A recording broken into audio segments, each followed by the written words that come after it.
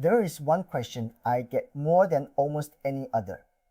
Does AI automation actually work? And is it worth it? And what people usually mean by that question is simpler and a little more honest than they let on.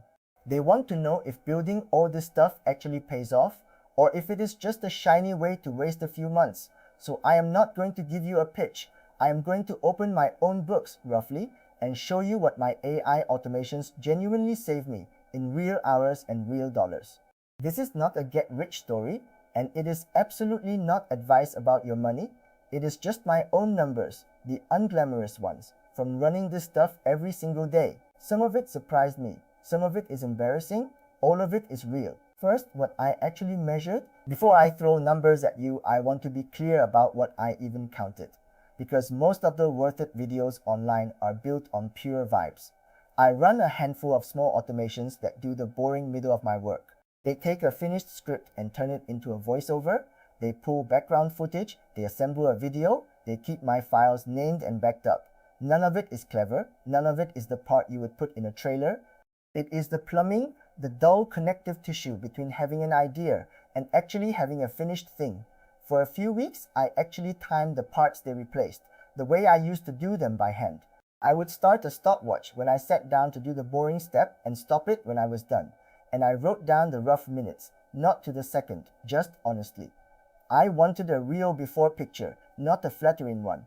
And on the cost side, I added up what the tools charge me each month, the metered ones that bill me per use, and the few small subscriptions that hit my card on the same day every month. That is the whole measurement. Hours saved on one side, dollars spent on the other.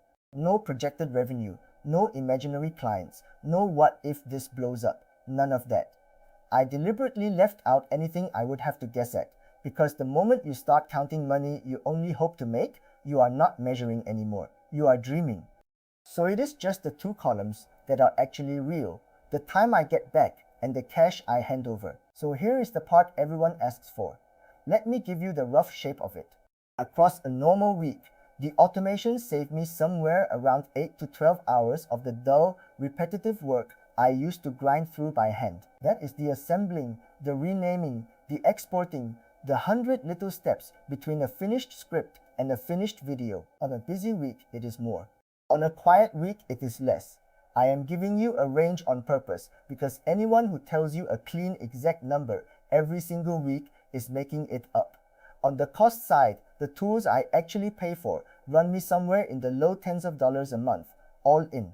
The metered voice service is a few dollars, a model subscription or two on top. That is genuinely it. So the surface math looks fantastic. 10 hours a week saved for the price of a couple of lunches. If I stopped the story right there, it would sound like a miracle. But that surface number is a lie of omission, and the rest of this video is the omission, where the savings are actually real. Let me start with the good, because the good is real, and I am not going to pretend otherwise. The savings are absolutely genuine on the work that is repetitive and that I do constantly. Rendering a video used to mean me sitting there babysitting exports, dragging files around, fixing names, doing the same 15 clicks I had done 1,000 times before. It was not hard work. That was the insult of it. It was easy, mindless work that still demanded I sit there and do it because nothing else would. That work used to eat my evenings. It was the thing that turned a finished script into a chore instead of a finish line. I would write something I was proud of in the afternoon and then spend the night feeding it through a grinder by hand. Now a queue does it while I am asleep or doing something else entirely.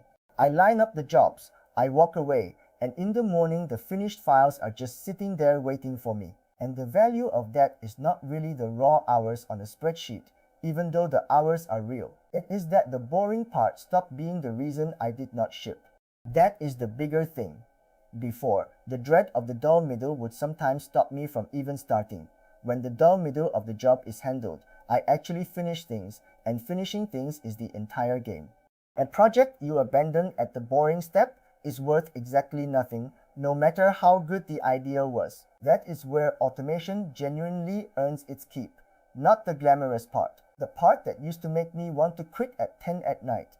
Now the part nobody wants to hear. Here is where I have to be honest in the other direction.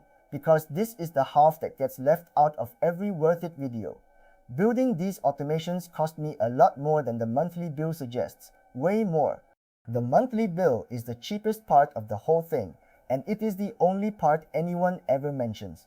I lost whole weekends to it, real ones, days I could have spent making things, or resting, or frankly doing anything else, went into wiring this stuff together instead. And it did not work the first time, or the fifth. Things broke in stupid, infuriating ways. A tiny change somewhere upstream would quietly knock something over, and I would not notice until a video came out wrong, sometimes not until it was nearly done. That is the worst kind of break, the silent one, that does not warn you. It just hands you a broken result at the end and lets you figure out why. I burned an entire Saturday, once chasing a bug that turned out to be a single wrong character in a file path. One character. A whole sunny day gone to one typo I had made myself. And that was not even the last time something like that happened. If I am being truly honest about the first few months, the automation cost me more time than it saved, full stop. I was deep in the red, and I knew it, and I kept going anyway, partly out of stubbornness. I had traded a known boring evening task for an unknown maddening weekend project, and for a while that was a genuinely bad trade. Anyone watching me back then would have been right to tell me to just do it by hand and stop torturing myself. The cost nobody puts on the books, and even now that it works, it is not finished, because automations are never actually finished. That was the lesson that took me longest to accept. This is the cost that almost nobody counts, and it is the most important one in this whole video. Things keep breaking. A service changes how it works, and my setup quietly stops doing what it used to, with no warning and no apology. A tool updates, and something downstream falls over because it expected the old behavior. The world your automation lives in does not hold still for you. Every few weeks, something needs a poke, a fix, a small repair I did not plan for and never scheduled. It is like owning an old car that mostly runs. It is genuinely useful. Right up until the morning it will not start, and your whole day is suddenly about that, instead of whatever you actually meant to do. You do not get to choose when it breaks either, which is half the cost. So when I tell you it saves me 10 hours a week, I have to be fair and subtract the hour or two, on average, that I spend keeping the thing alive. That maintenance never shows up as a line item anywhere. There is no bill for it. But it is absolutely real, it never fully goes away, and any honest accounting has to include it. The automation is not a thing you build once, it is a thing you keep. So the honest net verdict, so does it actually pay off? Add it all up honestly, and yes, but not the way the thumbnails promise, and not on the timeline anyone wants. For the first few months, it was clearly negative. The building cost more than the saving, by a lot, and there was no clever way around that.